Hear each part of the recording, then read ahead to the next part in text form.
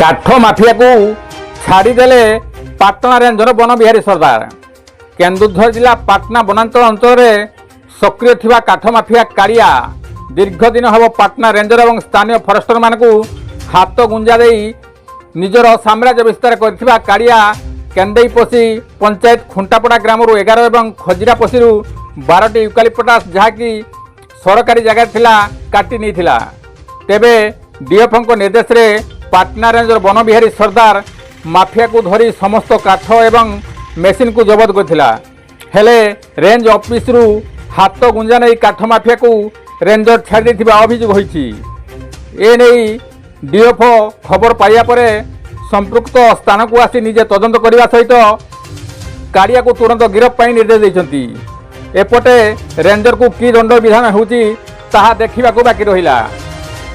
ଉଗ୍ରେସନ ପୃଷ୍ଟି ଏବଂ ରଞ୍ଜନ ବାରିକ ତା ସହିତ ଦାମୋଦର ଗିରିଙ୍କ ରିପୋର୍ଟ କେଡିନ୍ ଜୁଡ଼ିଆ।